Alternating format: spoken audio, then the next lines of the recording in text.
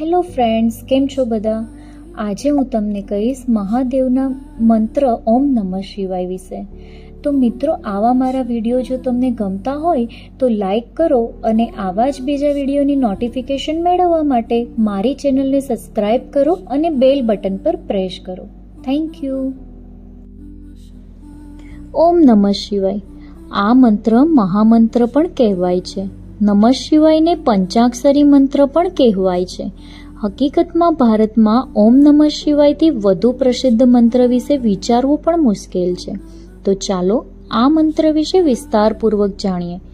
વેદો, પુરાણો અને ઉપનિષદોમાં જેટલા મંત્રો આપેલા છે તેમાં સૌથી મહાન મંત્ર નમઃ શિવાય ગણાય છે.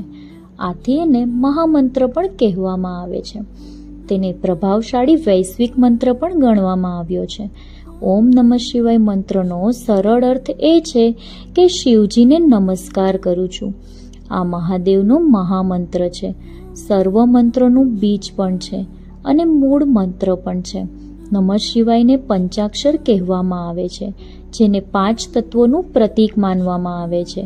આ 5 તત્વો માનવ શરીર સહિત બ્રહ્માંડની દરેક વસ્તુની રચનામાં સામેલ છે અને ભગવાન શિવ આ 5 તત્વોના સ્વામી છે. કહેવાય છે કે ઓમ એ બ્રહ્માંડનો નાદ છે. ઓમનો અર્થ શાંતિ અને પ્રેમ છે.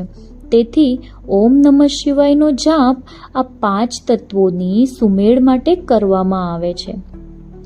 ઓમ નમઃ શિવાય માત્ર એક અવાજ જ નથી, તે એક તરંગ છે જે સ્વશાંતિ અને તાણમાંથી મુક્તિ આપે છે. ઓમ નમઃ શિવાયનો જાપ કરવાથી વ્યક્તિ તેના 5 તત્વોને નિયંત્રિત કરવામાં મદદ કરે છે.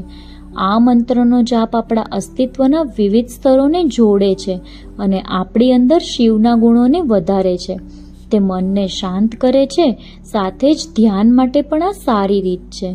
આ જ કારણ છે કે વૈદિક કાળમાં ઋષિ મુનિઓ આ મંત્રનો સતત જાપ કરતા હતા. ઓમને બ્રહ્માંડનો પ્રથમ ધ્વનિ અથવા બ્રહ્માંડનો અવાજ માનવામાં આવે છે. તેના જાપથી શારીરિક, માનસિક, આધ્યાત્મિક અને બૌદ્ધિક શાંતિ મળે છે. શરીરમાં નવી ચેતના અને ઉર્જાનો વિકાસ થાય છે. મન અને મગજ પર સકારાત્મક અસર પડે છે.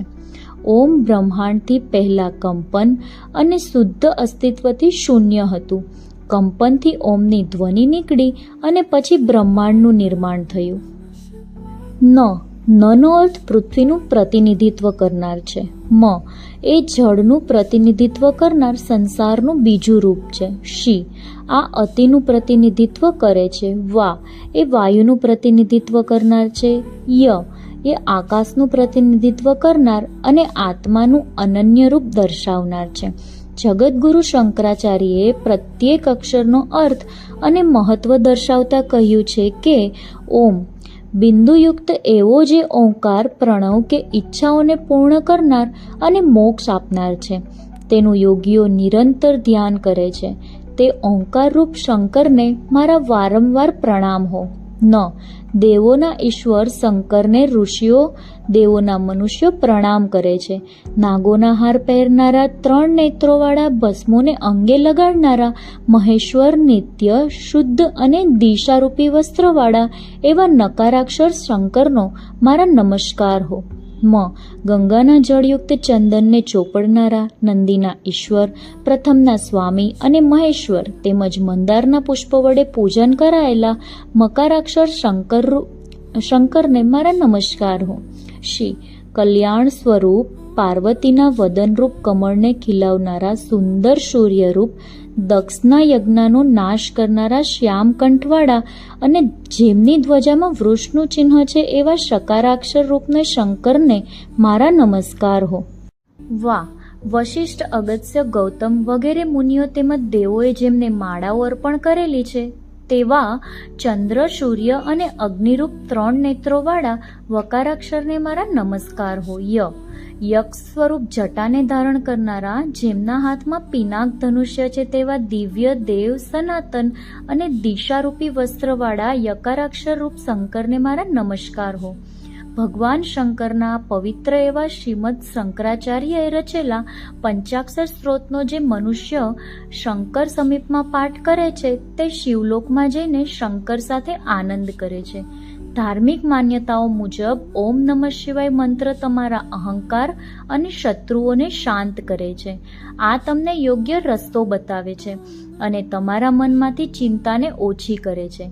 માન્યતા તો એ પણ છે કે આ મંત્ર નકારાત્મક ગ્રહોના હાનિકારક પ્રભાવોને ઓછા કરવામાં પણ સહાયક છે. આવામાં આ મંત્રનો જાપ કરવો એક વરદાન જેવો જ છે. જે લોકો તેનો રોજ જાપ કરે છે તેમને તેના અદ્ભુત પરિણામ જોવા મળે છે. જો તમે આ મંત્રનો જાપ કરવા માંગો છો તો સોમવારના દિવસે અથવા શિવરાત્રિના દિવસે તેની શરૂઆત કરો, કારણ કે સોમવારનો દિવસ સંપૂર્ણ રીતે શિવજીને સમર્પિત છે.